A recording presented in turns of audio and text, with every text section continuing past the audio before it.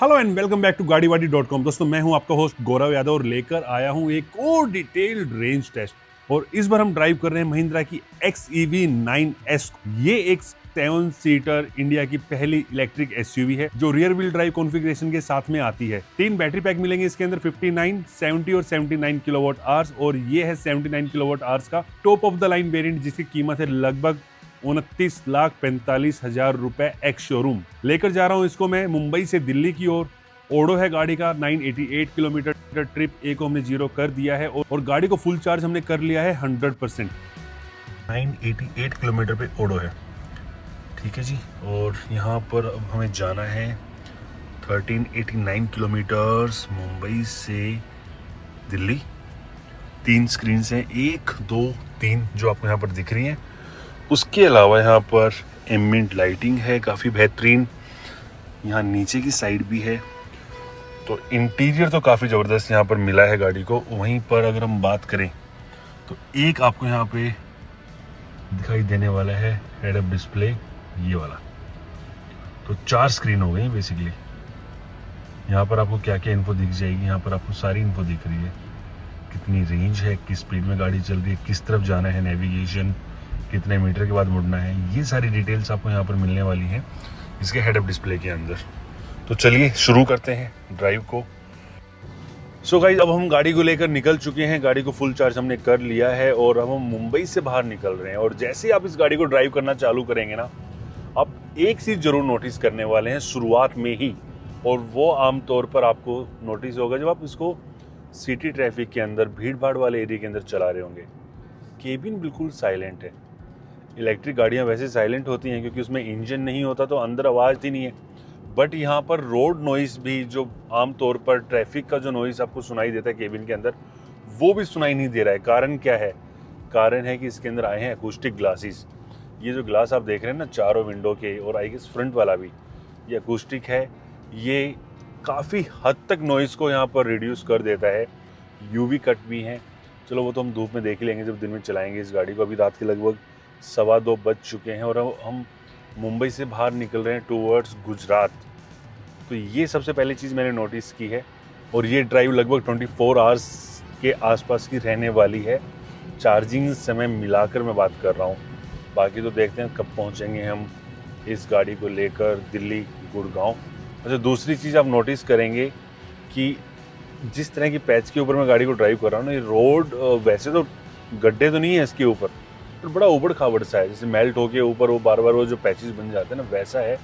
तो यहाँ पर थोड़ा सा आपको सस्पेंशन फील होगा कि यार बिजी है उन चीज़ों को यहाँ पर फिल्टर करने में। ईवी प्लेटफॉर्म है, इनग्लो प्लेटफॉर्म है, इस वजह से आपको थोड़ी सी सॉफ्ट राइड यहाँ पर मिलने वाली है इस गाड़ी की। अब मैं आपको दिखाता हूँ एडास कैसे काम करता है। रात के समय भी महिंद्रा की XEV 9S को मैं ड्राइव कर रहा हूँ। मैंने स्टीयरिंग से हाथ हटा लिया है। लेंस की मार्किंग आपको थोड़ी बहुत दिख रही होगी। एक साइड की काफ़ी कमज़ोर है, दूसरी साइड की फिर भी ठीक है। और ये एडास गाड़ी को लेन के सेंटर में रख रहा है। मैं यहाँ से थोड़ी स्पीड इंक्रीज़ कर देता हूँ और अभी इसका एडेप्टिव क्रूज़ कंट्रोल मैंने सेट कर दिया है। और यहाँ पे गाड़ी ने ब्रेक अप्लाई करने चालू कर दिए क्योंकि एक ट्रक जा रहा है यहाँ पर सामने, उसकी स्पीड काफ़ी कम है। यहाँ पर इसने कुछ डिटेक्ट किया और फिर इसने एक्सेलरेट करना चालू कर दिया है। और इसमें एक और कमाल का फीचर आता है कि अगर लेफ़्ट लेन खाली है तो यहाँ पे एक नोटिफिकेशन आएगा कि लेफ़्ट लेन में आप गाड़ी को लेकर जाएं और आप ओवरटेक कर लें। आप लेन चेंज कर सकते हैं, हल्का सा आपको ये देना पड़ेगा ऐसे। उसके बाद आप छोड़ दो चाहे इसको, ये अपने आप आपको लेन में ले आएगी। राइट लेन में जाना है, राइट लेन में कर दो ऐसे, हल्का सा आप इसको इस तरीके करके छोड़ दो, आपको लेन में ले आएगी। और यहाँ पर स्टीयरिंग देखिएगा आप, गाड़ी राइट में टर्न हो रही है। ये उस कंडीशन में मैं बात कर रहा हूँ जिस कंडीशन में सामने से काफ़ी तेज़ रोशनी भी आ रही है, अंधेरा भी है और लेन की मार्किंग्स ना बहुत प्रॉपर वाली भी नहीं है। कई जगह तो बिल्कुल थोड़ी थोड़ी दिख रही है, उसके बावजूद ये एडास अच्छे से रीड कर पा रहा है लेन मार्किंग्स को। बात करें हेडलाइट्स के थ्रो की, तो यहाँ पर आपको ये है इसकी लो बीम, और इसमें ऑटोमेटिक हेडलाइट्स भी आती हैं, ये अपने आप भी एडजस्ट कर लेती है। ये हाई बीम, फैलाव काफ़ी अच्छा है और इसमें ऑटो हेडलैम्प फंक्शन भी आता है। हेडलाइट्स के थ्रो को आप लेवल भी कर सकते हैं, ऊपर नीचे जैसे आपको करना है। ये इसका लो बीम है, लेवल 3 के ऊपर, और जैसे आप लेवल इंक्रीज करेंगे यहाँ से आपको दिखाई देने वाला है। फैलाव काफ़ी अच्छा है।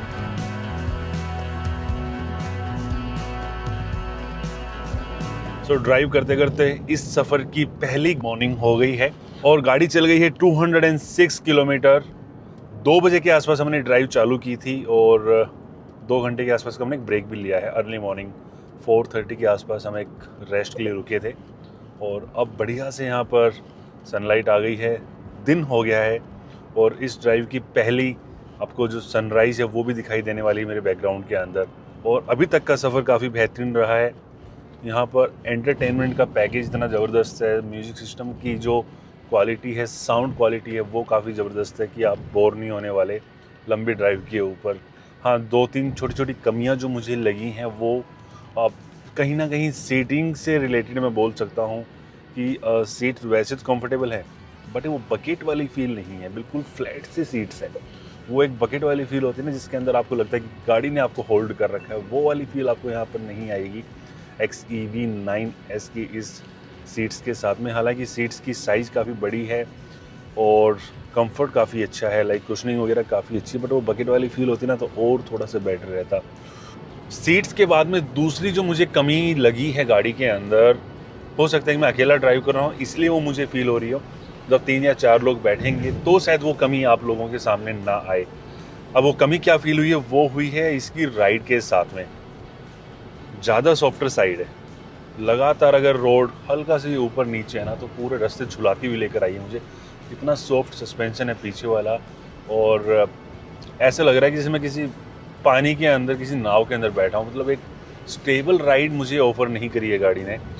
सिर्फ उस टाइम पे करती है बिल्कुल रोड ऐसा होता है ना जिसके अंदर बिल्कुल 1 इंच भी ऊपर नीचे ना हो, गाड़ी बिल्कुल प्लेन चल रही है ना ऐसे, तब लगता है। बट जैसे थोड़ा सा भी अगर वाइट लाइन भी आ जाती हैं या कुछ भी ऊपर नीचे आता है तो पूरी गाड़ी झुला देती है ऊपर नीचे।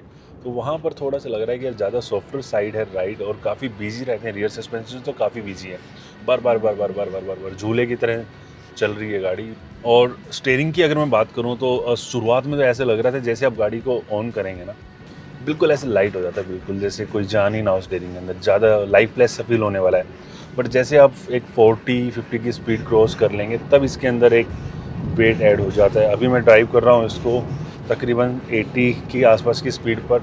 अब यहाँ पे अच्छा वेट है जैसा होना चाहिए और ज़्यादा टाइट भी नहीं है, ज़्यादा लाइट भी नहीं है और एक अच्छी यहाँ पर आपको एक ये प्रोवाइड कर रहा है। बट थोड़ा सा हल्का सा और थोड़ा सा मोटा होता ना तो एक और अच्छी ग्रिप देता है। एटलीस्ट जहाँ से हम पकड़ते हैं स्टीयरिंग को वहाँ वाले पार्ट के अंदर थोड़ी सी और यहाँ पर ग्रिप होनी चाहिए थी इस गाड़ी के अंदर। यार एक चीज़ और, अगर आप काफ़ी लंबी ड्राइव करते हैं, जैसे मैं लंबी ड्राइव करता हूँ कई बार दिल्ली टू मुंबई, मुंबई टू दिल्ली, या फिर साउथ से भी 2-3 गाड़ी लेकर आया हूँ। एडास ना कोई गिमिक फीचर नहीं है यार, ये इतना काम आता है लंबी ड्राइव के ऊपर। सबसे ज़्यादा काम आता है एडेप्टिव क्रूज कंट्रोल, दूसरा सबसे ज़्यादा काम आता है लेन कीप असिस्ट। ये 2 फीचर्स ऐसे हैं जो आपकी ड्राइव के अंदर काफ़ी बड़ा एक सेफ्टी ऐड कर देते हैं, थोड़ा सा सेफ बना देते हैं ड्राइव को। और लो स्पीड के ऊपर भी ये एडास काफ़ी बेहतरीन काम करता है। और रात को तो आपने देखा ना कि अंधेरे के अंदर भी लेन्स को रीड कर रही है गाड़ी, कमाल है यार। मतलब महिंद्रा का जो ये एडास है ना, इंडिया का आई गेस सबसे बेहतरीन एडास अगर किसी गाड़ी के अंदर आता है तो महिंद्रा की इन तीनों गाड़ियों के अंदर आता है, BE6, XEV 9e और XEV 9S के अंदर। और अब ये जो एंटरटेनमेंट पैकेज आया है, 3rd स्क्रीन अच्छा है। अगर 2 लोग चल रहे हैं तो एटलीस्ट को ड्राइवर या पीछे वाले लोग बोर नहीं होंगे। वीडियो देखते आप आराम से लंबी ड्राइव के ऊपर फैमिली के साथ जा सकते हैं। और फीचर्स तो इतने भर के दिए हैं ना इसके अलावा भी, लाइक स्क्रीन तो होगी, उसके अलावा 540 डिग्री आपको यहाँ पर जो कैमरा है ये मिल जाता है। पूरा व्यू आपको आगे पीछे साइड का मिलने वाला है। आप जब लेन्स चेंज कर रहे होते हैं, लाइक मैं यहाँ पे साइड इंडिकेटर दे रहा हूँ तो ब्लाइंड व्यू मॉनिटर यहाँ पे एक्टिवेट हो जाता है, पूरा मेरे को वो वाला व्यू यहाँ पे मिल जाता है। तो इतना एक्यूरेटली काम करता है। ऊपर का टॉप व्यू भी मुझे यहाँ पे देखने को मिल रहा है और रियर कैमरा की जो क्वालिटी है वो भी काफ़ी बेहतरीन है, जो रात के समय भी आपको काफ़ी अच्छी क्वालिटी की गाड़ी ऑफर करती है। तो यहाँ पर भर भर के जो फीचर्स दिए हैं ना यार, उसमें से क्वालिटी के साथ में कोई कॉम्प्रोमाइज़ नहीं कर। कई बार ऐसा होता है ना कि ब्रांड फीचर्स दे देते हैं बट क्वालिटी के नाम पर कुछ मिलता नहीं है खास। यहाँ पर महिंद्रा ने ऐसा नहीं किया इस गाड़ी के साथ में। और ये इंडिया की पहली 7 सीटर इलेक्ट्रिक SUV है, तो वो भी आप देख सकते हैं कि अब 19,95,000 रुपये में 59 किलोवाट की आपको बैटरी मिल रही है। सो इलेक्ट्रिक गाड़ी अगर आप ऑन करते हैं, आप ड्राइव करते हैं, तो अब मैं उस वाले जोन में आ गया हूँ जहाँ पर जाकर आपको भी ना थोड़ी सी बेचैनी शुरू हो जाती है। गाड़ी में बैटरी बची है 10%, रेंज दिखा रही है 56 किलोमीटर और गाड़ी जहाँ पे हमें चार्ज करना है वो यहाँ से तकरीबन है 55 किलोमीटर, जो 60 किलोवाट का चार्जर है अहमदाबाद में। तो पहला जो हम फुल चार्ज है वो अहमदाबाद में करने वाले हैं मुंबई से निकलकर। तो एक चार्ज में ये मुंबई से अहमदाबाद पहुँचने वाली है और कितना किलोमीटर चलेगी वो भी आपको पता लगने वाला है आज। 500 किलोमीटर गाड़ी पूरे चल चुकी है 96% बैटरी में, 4% बैटरी बची हुई है अभी और 18 किलोमीटर की रेंज और दिखा रही है। एवरेज स्पीड आई है 53 किलोमीटर पर आवर और कंजम्पशन आया है 7.3 किलोमीटर पर kilowatt hour. 9 hour 26 minute total यहाँ पे ट्रैवल टाइम है, बट उसमें कुछ देर हम गाड़ी स्टार्ट करके खड़े रहे हैं, थोड़ा बहुत शूट भी किया हमने रास्ते में और जो ट्रैफिक कंडीशंस थी उसके हिसाब से आए हैं हम। प्रैक्टिकल रोड कंडीशंस की मैं बात कर रहा हूँ। अब जिस चार्जर पर जाना है वो 7 किलोमीटर है और बैटरी यहाँ पर बची हुई है तकरीबन 2% के आसपास। मैं अभी अहमदाबाद सिटी के अंदर हूँ, जहाँ मर्सिडीज़ की शोरूम पे मैं जा रहा हूँ ना, वो तकरीबन यहाँ से 7 किलोमीटर है। अभी मैं साबरमती रिवर फ्रंट के ऊपर ड्राइव कर रहा हूँ। एक चीज़ अच्छी है कि 2% बैटरी बची है, उसके बावजूद भी AC की कूलिंग में या कहीं पर टर्टल या टॉर्टोइज मोड वगैरह ऑन नहीं हुआ है। गाड़ी हुबहू वैसे चल रही जैसे 100% में चल रही थी। हालांकि हो सकता है टॉप स्पीड शायद 140-150 ना जाए अब। सो बैटरी बची है सिर्फ 1% यहाँ पर और 514 किलोमीटर 514 किलोमीटर हमने इस गाड़ी को ड्राइव किया है। इस रेंज टेस्ट में मुंबई से लेकर आए हैं अहमदाबाद और मैं पहुंच गया हूँ जहाँ पर इस गाड़ी को मुझे चार्ज करना है। मर्सिडीज बेंज के शोरूम पर एक चार्जर मुझे मिला है अहमदाबाद के अंदर और अब हम निकल रहे हैं अहमदाबाद से टूवर्ड्स न्यू दिल्ली। गाड़ी को हमने फुल चार्ज कर लिया है। आपको मैं ओडो दिखा देता हूँ यहाँ पर। तो अभी यहाँ पर ओडो है, इसका ट्रिप A है 514 किलोमीटर जो पहली ट्रिप थी। ट्रिप B को अब हम यहाँ पर 0 कर देते हैं और ओडो है 1502 किलोमीटर। अहमदाबाद से हम निकल रहे हैं दिल्ली के लिए। तकरीबन 100 मिनट का समय लगा है गाड़ी को चार्ज होने के लिए और कुछ देर हमें वेट भी करना पड़ा था, लाइक 15-20 मिनट्स, क्योंकि गाड़ी पहले से चार्ज हो रही थी। उस ड्यूरेशन में हमने एक बढ़िया सा पावर नैप लिया है और सामने बढ़िया सा लंच मैंने किया है यहाँ पर, काठावाड़ी थाली। और अब यहाँ से मैं निकल रहा हूँ उदयपुर वाले रूट पर।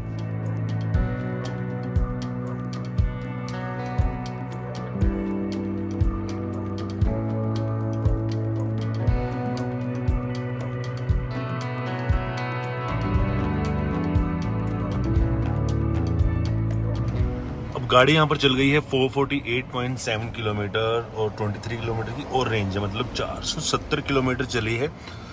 जब हमने इसको थोड़ा सा और तेज चलाया, 95 के आसपास की स्पीड पर चलाया है। एवरेज स्पीड है 57 किलोमीटर पर आवर, 6.6 किलोमीटर पर किलोवाट आवर्स का यहाँ पर आपको दिखाई देने वाला है एवरेज कंजम्पशन। और 7 घंटे 50 मिनट में 450 किलोमीटर गाड़ी चली है। अब हम इसको चार्ज करने के लिए आए हैं, मतलब बेसिकली हमें रास्ते में एक चार्जर दिखाई दिए जो ये है अडानी गैस का, इस पे हम चार्ज करने वाले हैं इसको। सो हुआ ये कि इस चार्जर में से ये चालू ही नहीं है, यहाँ पर कुछ सारी चीज़ें, बट ये काम नहीं कर रहा है। शायद ये एक्टिवेट नहीं हुआ है या इंस्टॉलेशन चालू है इसका। अब इससे लगभग 4-5 किलोमीटर बाद एक और चार्जर है, वहाँ पर हम चार्ज करेंगे गाड़ी को। अगला चार्जर यहाँ पर है, बट यहाँ पर रात के बजे हैं, सुबह के 4 बजे हैं और दोनों पार्किंग को ऑक्यूपाई कर रखा है। ये वाली गाड़ी चार्जिंग पर लगी है बट चार्ज्ड है और ये कोई डिजायर अपनी लगाकर चला गया। पता नहीं चल रहा है कौन है इसका ओनर, कहाँ पर पार्क्ड है, बट यहाँ पर अब गाड़ी चार्ज नहीं हो सकती है। अब एक और चार्जर है यहाँ से 10 किलोमीटर दूर, उस पर जाना होगा अपने को। अभी 19 किलोमीटर की रेंज बची है, बट एक चार्जर मुझे और दिखाई दिया फ्यूल स्टेशन पर, ई चार्ज 120 किलोवाट। अगर ये चालू हुआ तो मज़ा आ जाएगा। यहाँ पर हम चार्ज कर रहे हैं, 4:13 हो गई हैं और 450 किलोमीटर गाड़ी चल चुकी है, 19 किलोमीटर और चल सकती है। सो यहाँ पे बैटरी दोबारा हमने फुल चार्ज कर ली है, 100% हो गई है। 538 किलोमीटर की रेंज दिखा रही है गाड़ी, 1953 किलोमीटर। इसको हम करेंगे रेंज मोड के अंदर, देखते हैं कोई डिफरेंस आता है या नहीं आता। अभी तक हम डिफ़ॉल्ट मोड में चल रहे थे।